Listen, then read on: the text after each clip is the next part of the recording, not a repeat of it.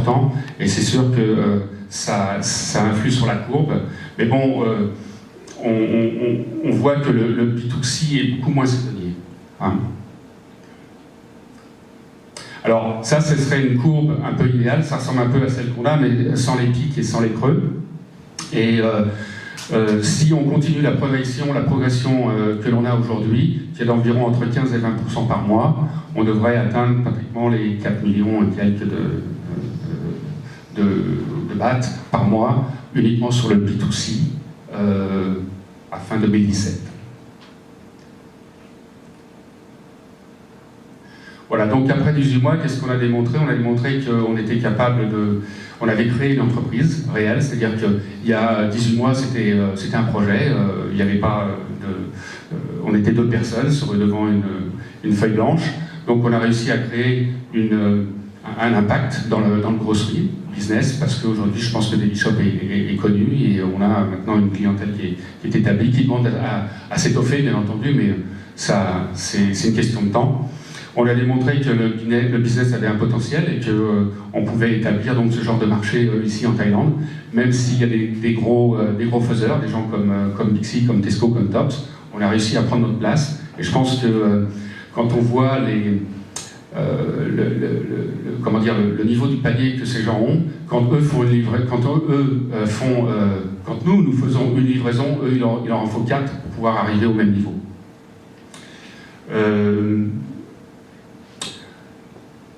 On a une équipe experte, on a des gens qui sont très qualifiés.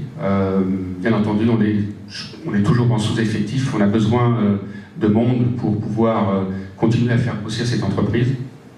Et bien entendu, si les affaires vont bien, on n'a pas l'intention de rester uniquement en Thaïlande, mais utiliser la Thaïlande comme un springboard pour aller sur une autre zone. Voilà, donc aujourd'hui, ce qu'on cherche, c'est de l'investissement. Ça va nous permettre de continuer à grossir. Si on n'a pas cet investissement, on va continuer à exister, mais on va grossir beaucoup moins vite. Donc s'il y a des gens qui sont intéressés pour nous accompagner, vous pouvez me contacter et puis on peut en discuter en privé. Alors, je n'ai pas énormément de chiffres à vous donner, mais sachez qu'on fait des marges qui sont quand même très confortables, qui sont bien supérieures à la moyenne du marché. On a un panier qui est très haut. Hein. Un panier moyen chez Tesco ou chez Bixi, c'est entre 600, allez, on va dire 600 bahts. Nous sommes à 2400. Donc il y a un potentiel, et le potentiel il n'est pas encore exploité à 100%. Il nous manque énormément. On a fait pratiquement tout ça sans budget marketing. On a un budget marketing qui est très faible. Hein, j'ai beaucoup investi sur les produits, j'ai investi sur les hommes, j'ai investi sur les systèmes, j'ai investi sur beaucoup de choses. Il a fallu que je fasse des concessions. Le marketing c'est important, et c'est un des aspects qu'il va falloir maintenant, sur lesquels il va falloir travailler et donc développer. Donc les investissements seront fortement... je cherche environ 1 million de dollars minimum, entre 1 et 2. Et là, on va pouvoir recruter des acheteurs, travailler en catégorie management. J'ai l'intention d'attaquer la clientèle japonaise, attaquer la clientèle coréenne, pas rester uniquement sur les produits européens. Donc pour ça, il faut de l'expertise. Acheter de la nourriture européenne, sachez le faire. Mais acheter de la nourriture japonaise, j'ai aucune connaissance. Donc il faut s'attacher aussi des expertises. On va bien entendu continuer à investir dans les systèmes. Et le marketing. Le marketing, pour moi, c'est très important. Hein. Il y a des sites aujourd'hui qui dépensent plus d'1 million de bahts par mois. Qu'est-ce qu'il faudrait pour la date de break-even? Il faut le doubler. Oui, à peu près. Ouais. On n'est pas très loin, hein. On n'est pas très loin, mais il nous faut encore peut-être encore 6-8 mois pour l'atteindre sans problème.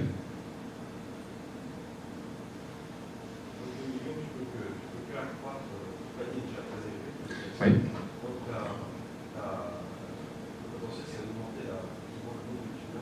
Voilà, c'est le volume. Augmenter le volume et augmenter l'offre. C'est-à-dire qu'il y a encore, j'ai encore beaucoup de produits à faire rentrer en Thaïlande. J'ai fait un sourcing qui est assez, on va dire, spécifique. J'essaye de prendre des produits qui sont difficiles à trouver en Thaïlande. C'est pour ça qu'on est aussi assez codé avec certains clients, parce qu'il y a des produits qu'on ne trouve que chez nous. Et je vais continuer à importer des produits qu'on trouve difficilement en Thaïlande. Donc c'est l'offre, élargir l'offre, continuer à élargir cette offre, et puis les volumes, tout simplement. Et les volumes, c'est le marketing. L'offre, elle viendra avec le financement. Le marketing aussi.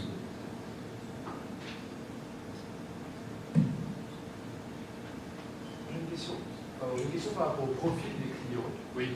Est-ce que ça intéresse surtout, c'est une question peut-être bête, mais moi ça me parle parce qu'en plus vous avez accès aux produits de la marque Intermarché, donc il y a beaucoup de produits, j'imagine, importés, des produits de marque de distributeurs également.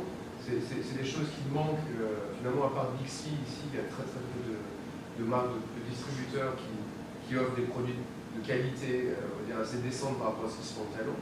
Est-ce que le profil de clients, c'est surtout des expats, ou est-ce que les Thaïs également achètent beaucoup chez... Oui. Alors, on a notre démographie client est, on va dire, 70% expat et 30% Thaï. Alors, j'ai pas poussé non plus aussi les produits Thaï, parce que là, je vais me retrouver en concurrence directe avec des Tesco, des Bixi et puis tous les retailers locaux. Et j'ai pas la capacité financière pour me mesurer à ces gens-là. Donc, il faut que je sois différent.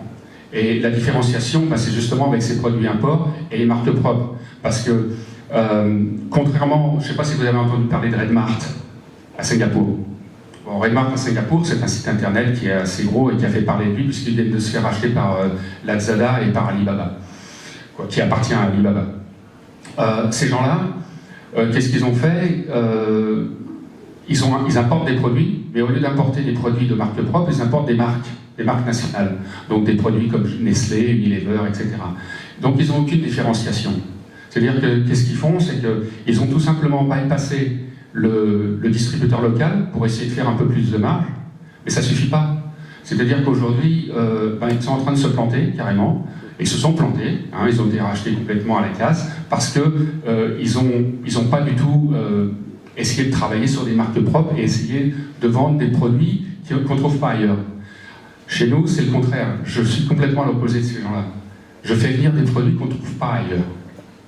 Parce que si demain je vais importer du Nestlé ou je vais importer des produits de marque nationale, les autres retailers sont capables de le faire.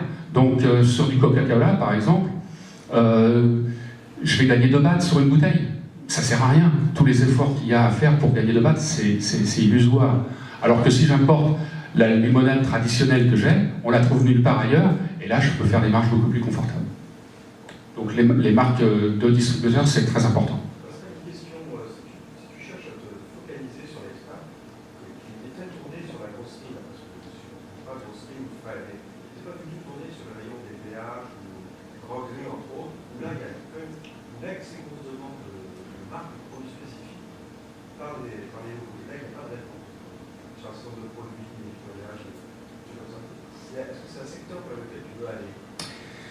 Alors oui, c'est marrant parce que cet après-midi, j'étais justement en train de regarder ces produits spécifiquement.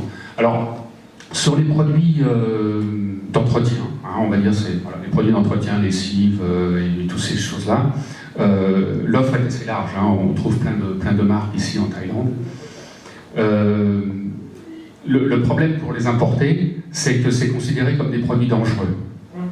C'est-à-dire que rien que pour avoir la licence FDA, où je pense que ça va prendre peut-être des mois et des mois avant de pouvoir faire rentrer une gamme complète. Alors j'ai commencé à regarder, à travailler sur certains produits. Donc aujourd'hui, je me concentre sur l'alimentaire, parce que c'est là où est notre valeur ajoutée. Et je ne sais pas si un produit d'entretien importé va avoir le même impact qu'un produit alimentaire. L'alimentaire, c'est culturel, c'est un coup de cœur. Quand vous voulez manger, je ne sais pas moi, petit salé aux lentilles, des produits, on va dire, européens, c'est une réelle envie. Mais acheter de la lessive, je dirais, c'est pas sexy, quoi. Donc, on peut l'acheter où on veut. Alors, il y a peut-être des marges à faire, ouais, mais c'est compliqué. Et puis, encore une fois, on est une toute petite équipe, hein, on n'est que 15 personnes, et je suis en sous-effectif, et en un an, j'ai pas réussi à... on est à 24 catégories, j'espère pouvoir en rajouter d'autres, mais il faut que je fasse attention aussi aux produits que je fais entrer. J'essaye de faire rentrer des produits qui vont amener de la valeur, et puis qui vont parler aux gens, quoi. Je pense que les produits alimentaires, ça parle beaucoup plus que les produits d'entretien. Mais il faut en avoir, Des produits de beauté aussi. Je ne parlais pas des produits de la lessive arienne, Ouais. plutôt des produits spécifiques sur lesquels il y a ici, pas avec. Alors, on en a un petit peu, on a des produits organiques, des détergents organiques, des choses comme ça, oui, on en a. Ouais. On essaye d'avoir ce genre de produits. Oui, on en fait, oui. J'ai une question. Oui. Si j'ai bien compris, tu dis qu'il y aurait un besoin pour un vrai développement d'à peu près $1 million, c'est ça? Oui. Et ce $1 million donnerait une participation de quel ordre de grandeur dans l'entreprise? Ça, c'est à définir avec les investisseurs. Je dirais qu'on va diluer effectivement, on va donner des equity, je ne sais pas encore, il faut qu'on voit, on en discutera en privé, quoi. Et